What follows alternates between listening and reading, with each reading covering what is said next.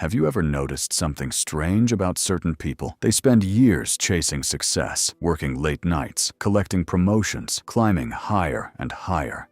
And then one day, they simply stop. Not because they failed, not because they couldn't keep up, but because they no longer wanted to. They just walk away. They leave the bigger salary, the impressive job title, the endless competition, and somehow they seem more peaceful than the people still winning the race around them. Why would someone voluntarily walk away from the very thing everyone else is desperately chasing? Psychology has a fascinating answer, and it has almost nothing to do with laziness or giving up. Here is an uncomfortable truth. Your brain was literally designed to chase status. Long before office buildings and job titles, human beings survived through social hierarchy and rank. Higher status meant better protection, more resources, more opportunities, and a far greater chance of survival for your ancestors. Those who cared about status survived and passed that drive on to you. Even today, every promotion, every achievement, every compliment creates a small dopamine reward in your brain. Your brain literally treats success as a biological victory. This is why ambition feels so completely natural. This is why ambition feels so natural and powerful. You are not weak for wanting more recognition, more success, more achievement. You are simply human, running ancient biological software inside a modern world. But something strange begins to happen to certain people. At first, they chase success exactly like everyone else. More money, better job, bigger house, new car, higher status. All of it feels exciting and necessary. Yet after years of achieving, they begin noticing something deeply unsettling. The satisfaction never lasts. The promotion feels exciting for a few weeks, then completely normal. The new car feels amazing for a few months, then absolutely ordinary. The bigger salary becomes expected, and suddenly they realize something terrifying. They have been running toward a finish line that keeps moving further away. Psychologists call this the hedonic treadmill. No matter how fast you run, no matter how much you achieve, enough always stays just out of reach. The treadmill keeps moving, the goalpost keeps shifting, and the exhaustion keeps building silently inside. For many people, this realization changes absolutely everything, because the central question of their life shifts completely. Instead of asking, how can I earn more? They begin asking something far more important. What am I actually sacrificing to earn more? More money often means significantly less time with the people you love.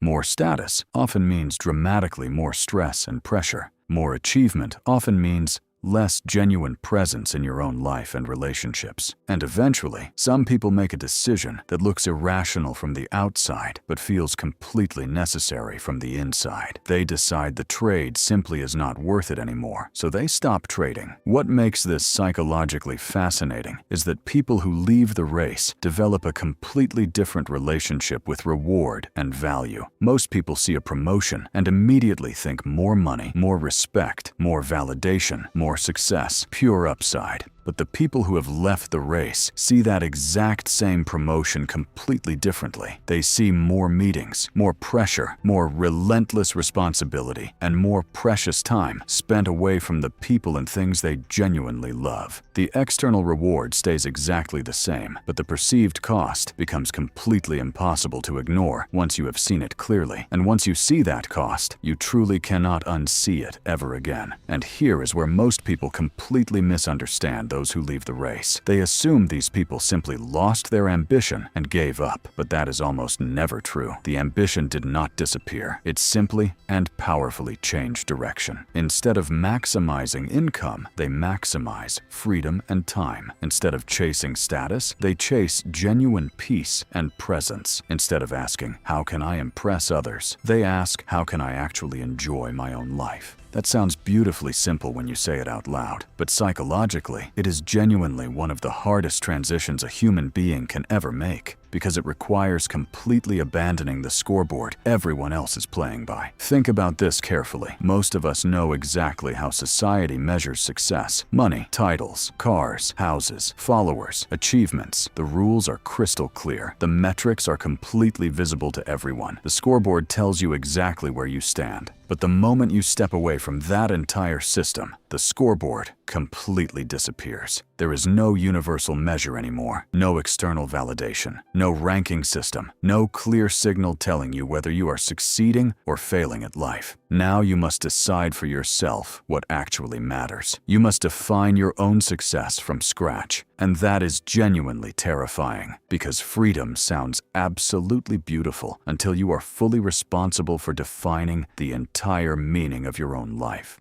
This is precisely why so many people remain trapped in careers they secretly dislike every single day. Not because they genuinely enjoy the work, but because certainty feels profoundly safer and more comfortable than the terrifying open space of true freedom. The race gives you structure and direction. It tells you clearly where to go next, what to achieve next, what to want next. The moment you leave that structured race, you must face a much deeper and more frightening question. What do I actually want from my life? And perhaps most surprisingly, many people have genuinely never asked themselves that question before. They have spent their entire lives answering the question society asked them, never once stopping to ask themselves what they truly and deeply want. Here is the fascinating paradox that psychology reveals. The people who leave the race often experience two powerful and contradictory emotions simultaneously: relief and fear living side by side inside them. Relief, because they finally stop living entirely according to other people's expectations and definitions of success. Fear, because they no longer have any external validation telling them they are doing well enough or succeeding at life. This creates a powerful psychological vacuum inside them, and inside that vacuum, something remarkable and transformative begins to happen. They start rebuilding their entire identity from scratch. Not an identity built around what they do for a living, but a deeper identity built around who they genuinely and authentically are as a human being. The doing falls away, and the being remains. Psychologists call this intrinsic motivation, a life driven by internal values and genuine meaning rather than external rewards and constant validation from others. Research consistently shows this leads to significantly higher long-term life satisfaction, not because their lives become easier or more comfortable or free from challenge, but because their lives finally feel more genuinely authentic and truly their own. Their choices belong completely to them, not to expectations, not to comparisons, not to anyone else. Something else begins to change profoundly for these people. Their entire relationship with time itself transforms. When you are constantly and relentlessly chasing the next achievement, time moves terrifyingly fast. Weeks disappear, months vanish completely,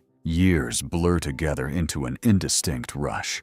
But when you genuinely slow down, something truly remarkable begins to happen. You start noticing mornings again. You notice real conversations. You notice sunsets. You notice the texture and depth of your own actual life unfolding around you. The days finally stop feeling like endless checkpoints to rush through, and they start feeling like genuine experiences to actually live in. Time slows down beautifully, not because less happens, but because you are actually present for what does happen.